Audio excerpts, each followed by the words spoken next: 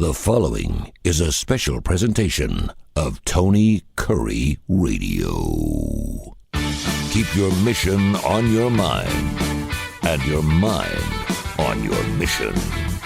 This is Mission Minded with Michael Coleman.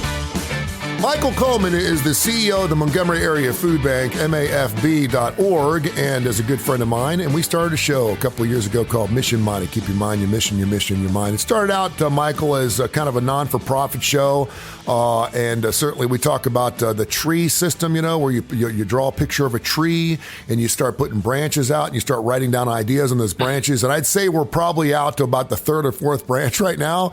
But this has turned out to be one beautiful looking tree, brother. I got news for you. It's turned out to be a great show. We're well over a year into it. And thanks again for joining me here this week on Mission Minded. You can hear the show at least 5 days a week on TKR. And by the way, some big changes coming up on Tony Kurre Radio. So you'll be able to hear and access Mission Minded much easier. Also through our podcast network, Tony Kurre Radio Podcast. Got a lot to get into today. First of all, you doing well? Everything good with you? Yeah, I want to tell everybody we're recording today. It's the day before the 4th of July. Yes. And so I'm somebody very thankful for our country. Our country is certainly not perfect and has a lot of challenges, but I'm thankful to be raised in a country like ours with the opportunity that it has.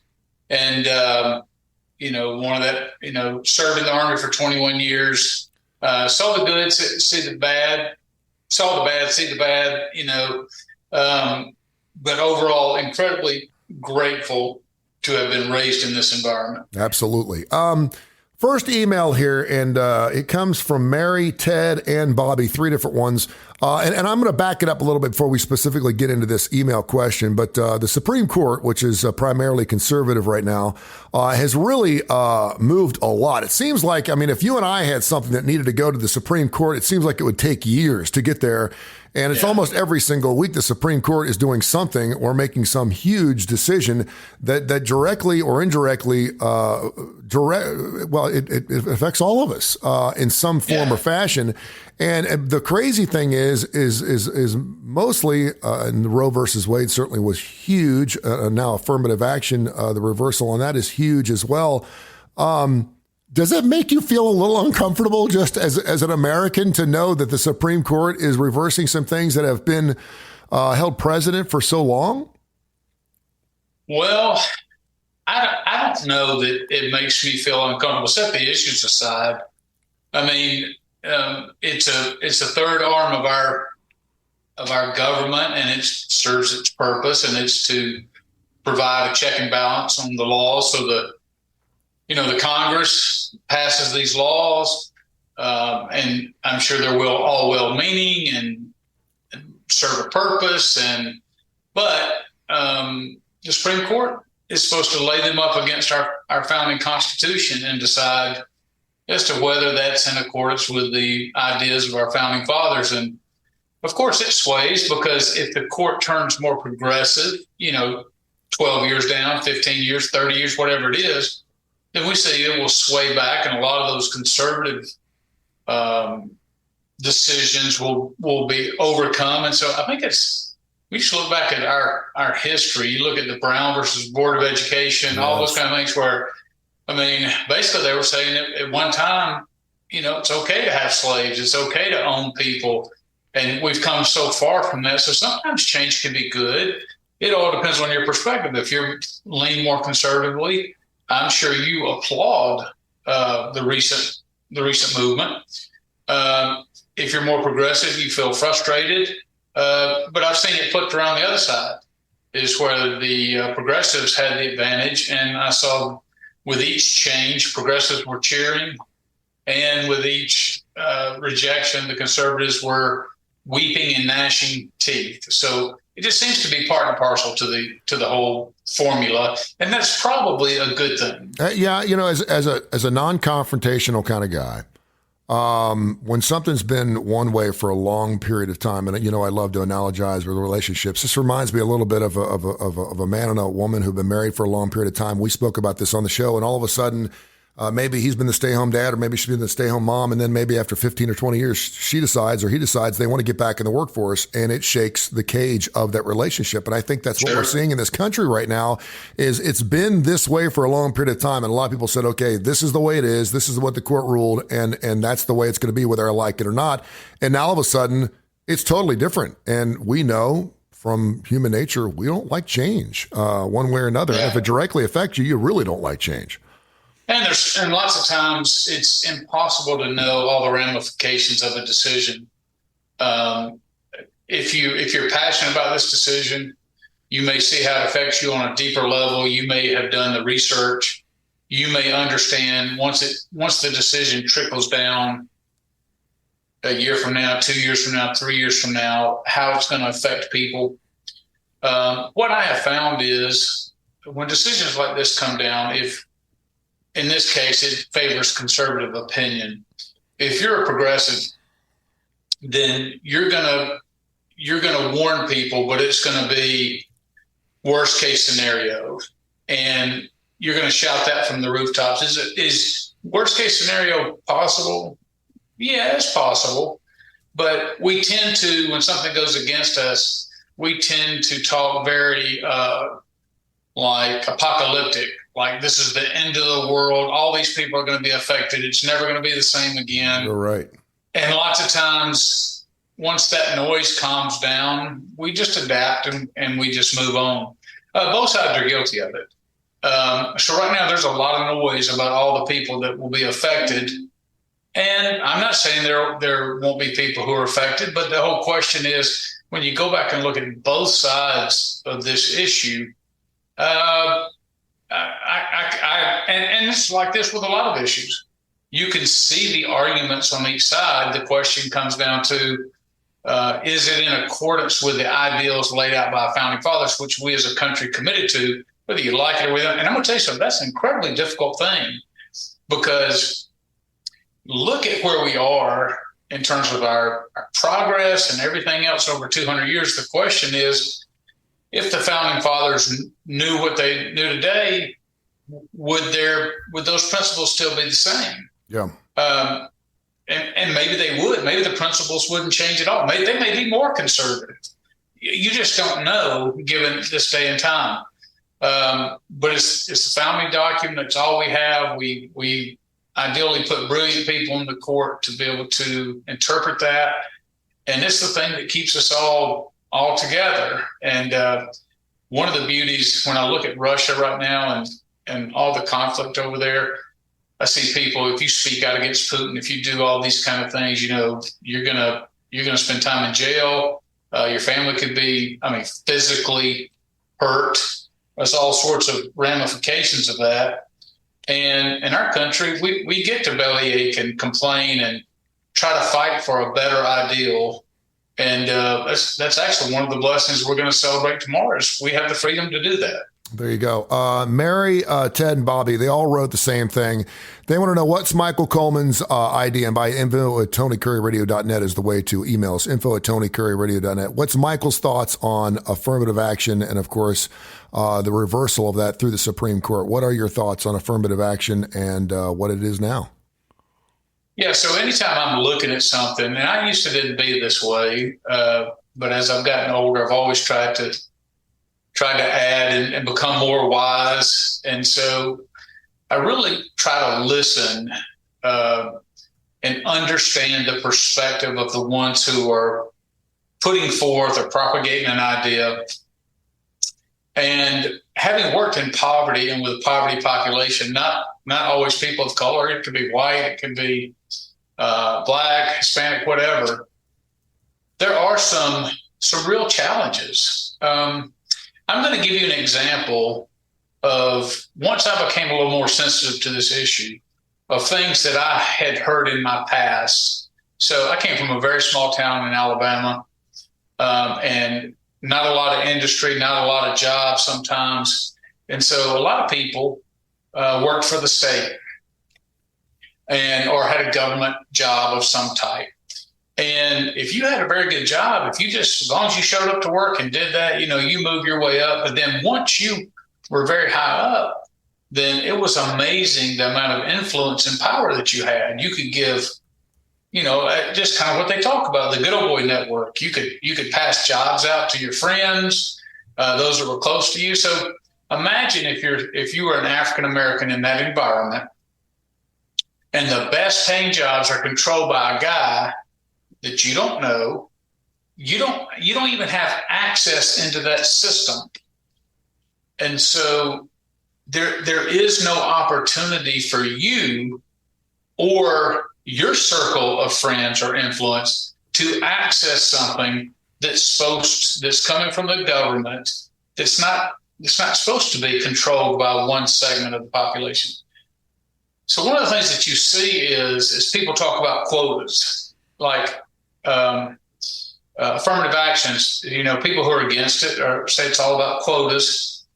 And you see that in government contracting. They may say, okay, you have to have, this could be state law, could be federal law. If you're going to do government contracting, you have to open it up to a certain amount of minorities. Mm-hmm.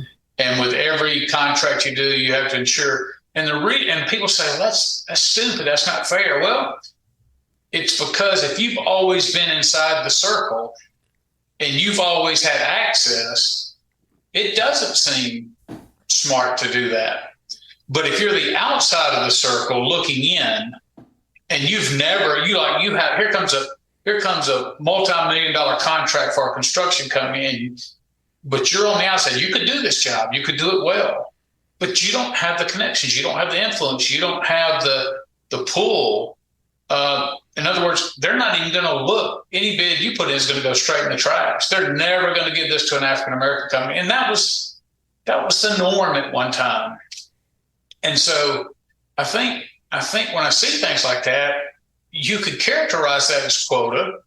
But I think most people, if you took the emotion out of it, would say, we want equal access for everybody. Everybody, if it's a government contract, we truly want the best person at the best price to be able to have access. I don't think anybody looks back on our system in the 60s and 70s of how things were run and say that was fair, because we know minorities were not even given an opportunity. Most conservatives that I know say, look, I'm all about leveling the playing field. What conservatives don't want to do is guarantee the outcome. But if you just look at the scenario I laid out, what you see is there was not a level playing field. Everybody didn't have access. And so if it were not for the government stepping in, even though as much as conservatives hate the government stepping in, if it weren't for the government stepping in and prying open access, then the outcome was guaranteed. Mm-hmm. Maybe not to the individual, but certainly to the people in the know who had access. Yeah. So when I look at the issue that way, from the perspective of those who are pro-affirmative action, then I start to see, okay, well, does the same thing apply to college entrance?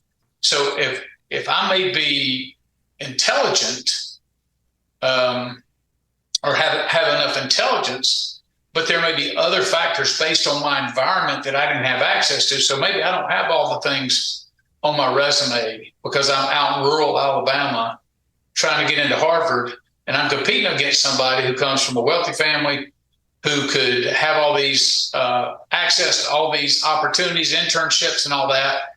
And so that playing field is not level. So if you're looking at just what the resume says, people of wealth, and that's even against poor white people as well.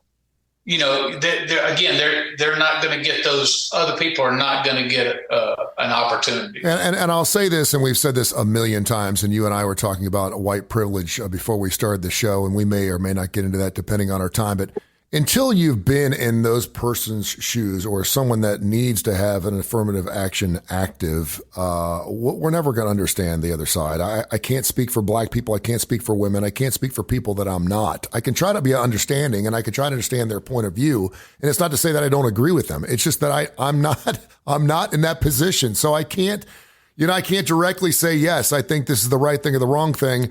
It's just an opinion at that point, and I don't know how you feel about that. And again, coming in this country as a white male, we are the majority, and we've had it pretty good in this country. Because of that, we don't quite understand a lot of these things. Info at TonyCurryRadio.net. Mission minded.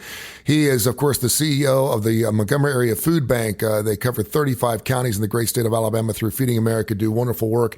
I'm going to go ahead and continue to kind of piggyback this Supreme Court ruling, sure, because just a couple days ago, they also ruled on the student loan forgiveness, which, of course, was a huge blow against Joe Biden, something he's been pushing now for a couple of years. What are your thoughts on that as far as not having it? I know it was going to, I think 20 million Americans were going to have all of their student loans forgiven, and then another 20 million were going to have some of those loans cut at least in half, and now it looks like that's not going to happen. Joe has promised that he's going to continue to work towards that and try to find a loophole to make that happen. What's your thoughts on that? Yeah, so and I do want to go back because I do have something I want to add in a minute on sure, the affirmative action. Yeah. But on the student loans, so I'm somebody who went to the military without a pot to pee in at 18, did not care anything about education at the time, and ultimately went on and got my master's and even did some PhD work that I didn't finish. So I had, I ended up borrowing probably 80 grand. So all my education was paid for. I had got some benefits from the military. But a lot of student loans, I was paying $600 a month. And I know for many, many years was paying over $600 a month. And that was a heavy burden. Now, I ended up paying it all off. So I'm a little bit biased in that when I look at people who say, well, I want the advantage of an education. When people make a decision, I want to have an education, and because I want to achieve X, Y, and Z, it's going to make me more money. But I can't afford to go there. So this is the way that I choose to have to take. And the consequences of that is when you take on that debt, you get the benefit in theory.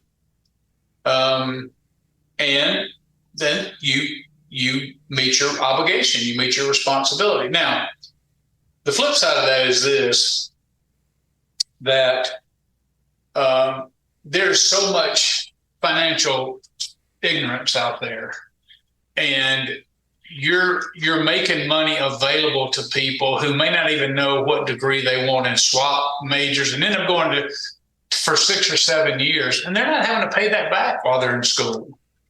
And so they don't have a realistic realistic understanding of what's going to have to be paid back and what that means and what that looks like. And so I tend to blame the universities. The universities know that you have a lot of government money that goes into Pell Grants, but you also know you have easy access to money through student loans. Almost anybody can get one. And I think they have taken advantage by continuing to raise tuition every year and pricing that out. And then the degrees, and then allowing people to go into degree fields that there's no way that they're going to be able to make enough money. I mean, it's different if you say, okay, it takes me $200,000 to get through medical school. Let's say I'm just making that up, but let's say that's the case. But as a doctor, you can make a pretty lucrative living. So $200,000, while it's a lot of money, you're like, hey, it's worth it if that's what's keeping me from being able to get my medical degree. But if you're going into the social field, which is some of the lowest paying jobs out there, and you're allowed to borrow to get a master's in social work, and you're allowed to borrow $50,000, $60,000, $70,000, and you're going to struggle to make $40,000 to $50,000 a year, there ought to be something in place that prevents people, or really they have to go through some type of education course so that they can think down the road and understand they're getting a short-term gain, but they're going to incur some long-term pain. And I just don't think we as a society are preparing our people and our education system makes it way too easy to take advantage of people in their ignorance. Can you tell me, and you're listening to Mission Minded here with Michael Coleman, the Montgomery Area Food Bank. I'm Tony Kurre. You can hear the show at least 5 days a week here on TKR. Can you tell me why the government or some other, the DOJ, whoever, I don't even know who this would be up to, has not started investigating universities as we know it? And do you think that universities in this country are price gouging? Do you think they have to be charging? And again, my son, I'm seeing it firsthand. My son's going to Clemson, and you would think that because he's coming from out of state, it would be cheaper. I know it's not. You would think it'd be cheaper because he's going to be spending money inside that state that normally he would not be, but it's actually twice as much because he's not inside that state. But why aren't we? It seems like we could nip it in the bud. Why wouldn't we go after the universities to see if they could drop back a little bit? They're never going to drop their tuition price. Why wouldn't they drop that a little bit, and then we wouldn't have nearly as many people have to take loans down now to go to school? It seems like it would fix it. Am I missing something? Well, and this is not really a field of expertise of mine, but look, I've heard enough. My daughter teaches at a college. Now, it's a private college. She's a professor, and of course, she doesn't make that much money. But you have, I think the whole education system is just, it doesn't have the accountability that it should in terms of the government and the money the government puts in there. So the government has propped it up to try to help, at least in theory, to help citizens be able to overcome poverty and have opportunity. And so from that perspective, you're like, well, that's great. You can go to school, you get a Pell Grant. If you can't afford it, it can cover a lot of the costs. Hey, rest of the stuff, you can get a student loan and you can make it through, and hey, you're all right. But so they're kind of in it together. And I'm not saying it's necessarily for nefarious reasons, but there's no check and balance system that says, hey, we're only going to do X amount, or there's really nobody in there fighting for educational tuition decreases and any kind of balance or any kind of oversight into that, or certainly not a national movement for it. So it gets boiled down. The argument gets overly simplified, which just says, well, hey, I borrowed all this money. Why do I have to pay it back? It's too much. And we're like, yeah, that's what life is. Mm-hmm. The same thing is going to happen to you when you go out and buy a house you can't afford. The same thing's going to happen when you buy a car you can't afford. You don't get to just walk away and let other people eat the responsibility of that. And so the pushback on that is there's no sense of fairness in that. That these people, they made the decision. Maybe it was made in ignorance. No doubt it was. I don't think people are intentionally gaming the system, but then they're getting out there and they realize, especially you have, some challenges with millennials and Gen Zs and all the other kind of stuff. And they're getting out there saying, well, this whole work and this whole adulting thing is pretty tough. It's tougher than we thought. And us Gen Xers, and I'm right there on the cusp of being a boomer, and I think you and I are the same age, I think. And it's like, look, but that's all we've known. And so it's hard for me to even wrap my mind around the idea that I could just walk away from this huge debt and say, it's not fair that I have to pay it back, because it empowered me to be able to go to heights that otherwise I wouldn't have. So I just can't wrap around my mind, why wouldn't I feel like I needed to pay this back? I signed on the dotted line. I gave them my name, and I said, hey, if you give me this money, I'm going to pay it back no matter how long it takes. And I feel a sense of duty and honor to do that. The other thing I think that kind of bothers me too is how many people or how many kids didn't get a chance to go to college because they couldn't afford, maybe they did it right and said, listen, we can get you a loan, but I don't know if I'll ever be able to pay it back. And because of that, they decided to get a skill job. Maybe that was a blessing in disguise. But now all of a sudden, people that did take that leap of faith, now they could have their entire loan forgiven, whereas a lot of people decide they just couldn't, they wanted to do it right. They tried to do it and they're like, I can't pay this loan back. And so they didn't go.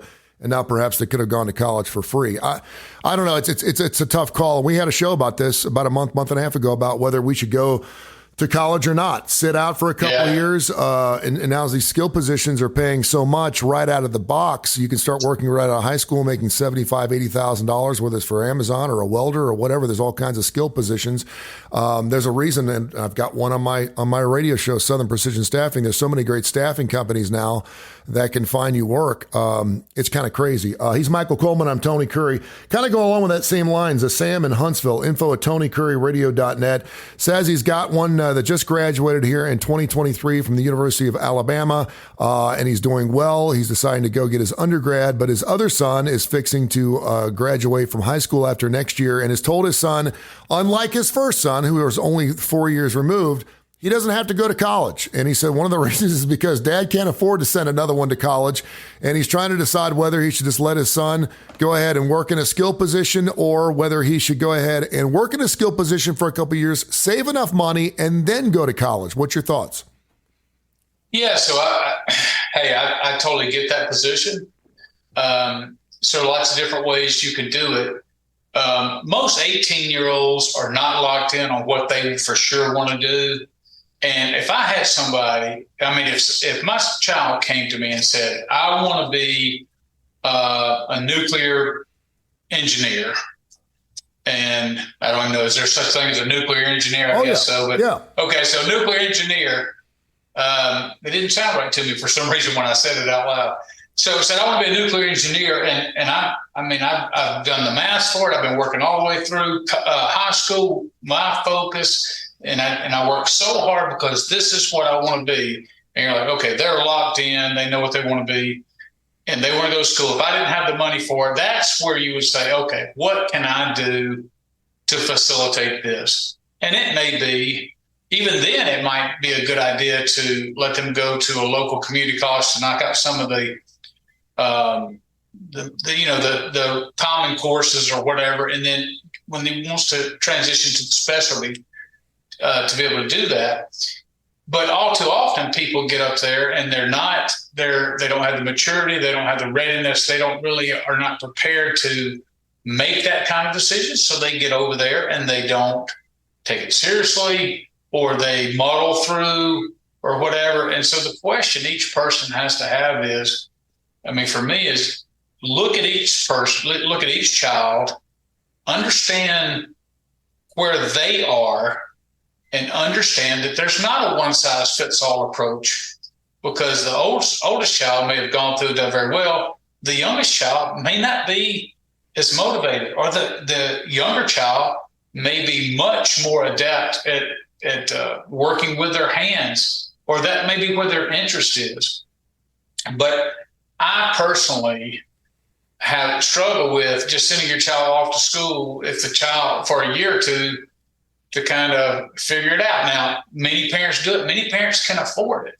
So I'm not saying that in a condemning way. I'm just saying with somebody who doesn't have those kind of, doesn't have the freedom and don't have the financial flexibility to do something like that, there's a lot better options out there to letting them navigate and maybe work for a while, see what just the work life is like, go to school, and there's just lots of ways to do that